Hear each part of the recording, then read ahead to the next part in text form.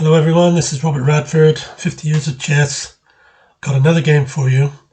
One's very interesting for some reasons I'm going to share with you. My opponent was Timothy Lewis, rated around 1630. We were playing in the Steve Boniface Memorial Tournament. Who was Steve Boniface? I'll let you know, because he played an important part, not just in Bristol, but in the whole region around Bristol and further afield. He was a chess arbiter, and he came to Bristol in the 1990s. And I'll show you a picture of him and a little few words that somebody put up because he died in 2005, and somebody put up a nice a few comments about him. I'll share that with you after the game. Timothy was, I believe, a student. He was only a young lad, not very old, I don't think. And we were playing, as I said, in the Steve Boniface tournament in 2015 in Bristol. And the game was played on the 23rd of August. And Timothy was white, and this is how the game went. Timothy opened with e4.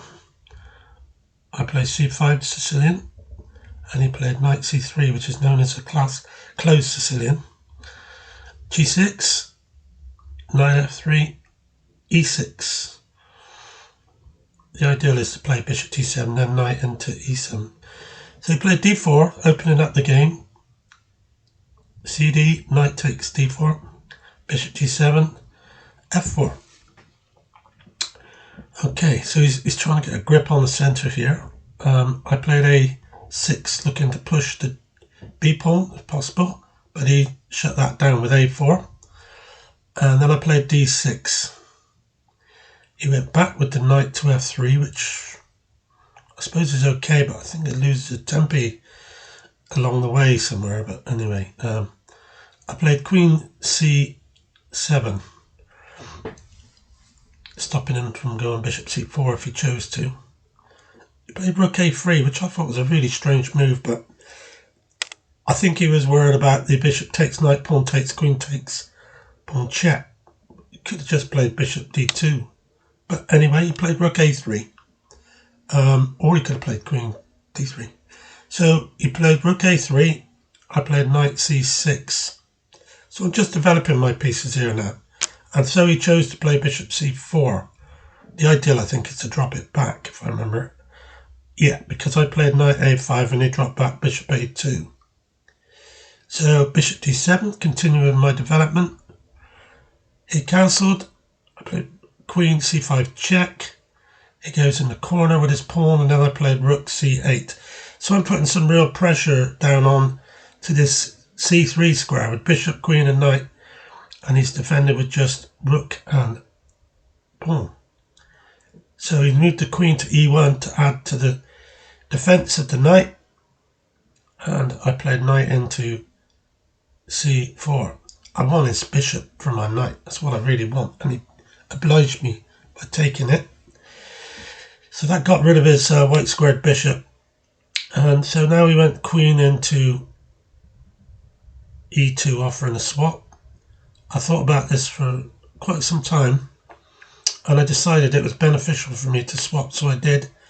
Queen takes, knight takes queen, and rook takes c2. That's netted me a pawn, and he can block my rook in by playing knight c3, but it's okay at this stage, because I just took the knight, freeing the e2 square from my rook, which I played, hitting the pawn. So he hasn't got time to try and trap my rook or anything, because he's got to do something about this pawn, so he's moved it on. Now I could swap, but he could just go in knight in, and then my bishop's going to be a problem, because he's going to attack it wherever I put it. So I decided to leave it like that and just play bishop c6. So I've got this wonderful bishop, really strong, bearing down on that g2 pawn. So his knight cannot move. So unless he plays pawn takes pawn, I can play pawn takes pawn. He's got to play pawn takes pawn. I could play rook, bishop takes knight, and then take the e pawn after, so I'd be 2 pawns up. But he played c4, and I decided to play pawn takes pawn. Pawn takes pawn now. Do I play bishop takes f3 and pick up the e pawn on e5? But instead I decided now I'm going to continue developing my pieces. I've got a good game. I don't need to give up that wonderful bishop for the knight at this time. So he's played bishop g5, knight into f5 now, which is a nice place to have it. He's played rook to d1. That's dangerous. He's threatening mate. So I had to castle, and then he offered the rook swap. So I took, and then I played rook c8. So I'm keeping the pressure on. I'm still doing okay. He played a5. That's because he wants to move the rook, but he doesn't want to be committed to defending the a pawn with the bishop on it. So I played king to f8 before he gets a chance to keep me trapped in there. So he's played rook across, attacking that pawn. So do I play h5? I played h6 instead of h5. I decided I'd give him the pawn because the ideal is to take the rook out of the game while I attack down the middle. So he went bishop takes, knight takes, rook takes, and then I played king e7 towards the centre. So I'm fine with this, even though it looks as though we're even. I've got a 2-0 advantage. He's played h5. He wants to try and break up that pawn there. And so now this is my plan, to attack the knight. He goes into b3. So I attack the knight again, and he goes into c5. And now I'm able to swing the rook across, and there you are. I've got an excellent situation now where he's going to drop that pawn, but it's going to be quite nasty if he doesn't move his king. Instead, he pushed the pawn on, and he shouldn't have done that. I think he should have maybe moved his king to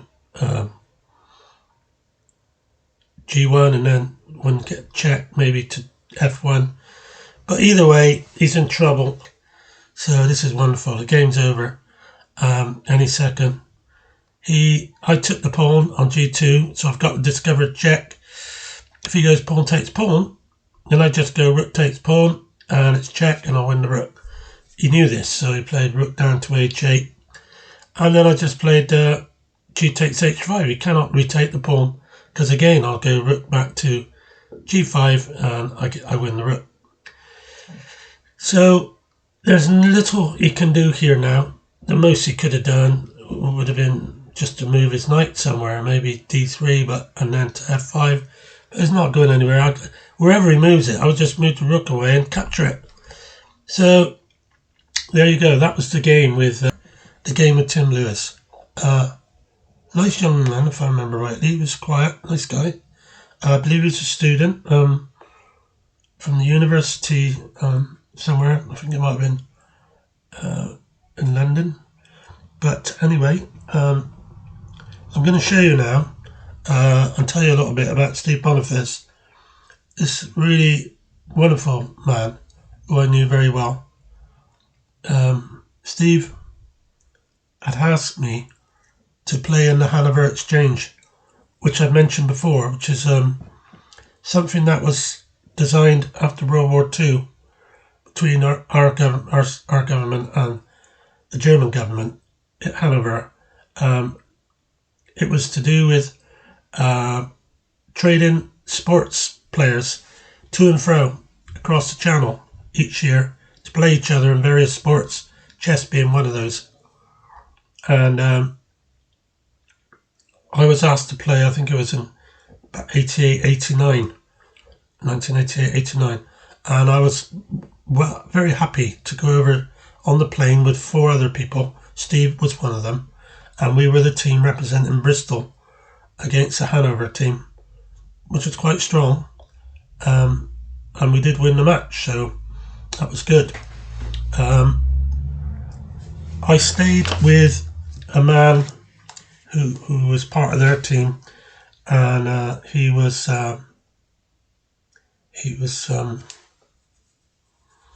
the chairman of the Lower Saxony Chess League, so he was quite an important man in that regard. And I stayed with him and his wife in the centre of Hanover, in their apartment, where they let me stay, and I slept in their son's bedroom, who was away on service with the army. And it was an interesting time, as an experience for me. Never been to Germany before. Really enjoyed it there. Nice place. Played some chess on the 2 or 3 days we were there. We didn't just play the one match. We played some speed chess as well, and had a good few drinks. Now, Joachim Hagman, the name of the man who I stayed with, and who I really liked, really liked him. Very nice man, very educated, had lots and lots of chess books and other books from all over countries, from all over the world. Very learned about world history and other countries, especially the West, America and England. And when it was time to leave, he took me back to the airport to meet up with the others. And as I got out of the car, he gave me this CD as a gift, which I treasure very much. It's a classical CD. It's by Haydn, a concerto for horn numbers 1 and 2. And it's really quite nice. I really enjoy playing it now and again. I always remember him when I listen to it. I was sorry to hear about his death sometime after, only a few years after I was told. And the young man who I'd been in contact with on the comments, Andreas, he was also playing. He came over to Bristol to play us in the return match, and he stayed with us at our home with my wife, my son and I. And he was a really nice young lad. He's not so young now, he's married, he's got children. But he was a nice kiddie. Really liked him. Now, Steve Boniface, what can I say about Steve? I'm going to share with you in a few moments about Steve. Okay, Steve Boniface, here he is. He was born in 1951 and died in 2005. This picture at the top here, that's Steve on the 2005, the year he died, at the 4NCL in West Bromwich. And this one over on the right, where he's got the white shirt on, is at the World Chess Olympiad in Istanbul, Turkey. And there's another picture of him. I'm going to read to you now some what was said about him. So if you bear with me, it says, Steve came to Bristol in the early 1990s, so I'm told, but it seems that he had been around for a lot longer because he did so much. He was everywhere, organising and controlling a huge number of events. And this was Steve. He was very much an action man. He also was the one who revived the Hanover Exchange, which I took part in. It says that there's a little story about Steve. It says, one story shows, I think, why he was such a good arbiter. One year at Paignton, which is down on the southwest coast, one of his favourite events, Steve had the evening off while the other controllers were taking a blitz tournament at the playing hall. On his way back from the pub, almost certainly, one that was the camera good pub guide, which Steve always used. On the way back, he decided he would call in to see how they were getting on. They immediately ran up and said, Steve, we're glad to see you. There's been a dispute. Could you sort it out? And what else does it say? It says a boy about 10 was playing a man in his late 70s, and the boy was winning easily. He got a pawn to the 8th rank and announced a queen, but not finding a queen to hand, he left the pawn in the situation. When on his next move he attempted to move his pawn as a queen, the man claimed a win for an illegal move. They were playing the blitz rule that illegal moves lose. Steve knew the final round was being delayed, and the man was adamant that he must have the win. The small boy was looking very confused, having checked that the result would not make any difference to any prize money. Steve came up with a quick and unique solution. He took the man off to one side and informed him that he had won the game. He then did exactly the same thing with the young lad. 1 point each. Truly a modern judgment of Solomon. So there you are. That was Steve. A nice guy. Really, really nice guy. Got on great with him. And I think he was such an important figure in the Bristol and Chester District League at that time, because we were desperately short of arbiters, and he set up a school, really, training them, and this was what made him such the character that he was.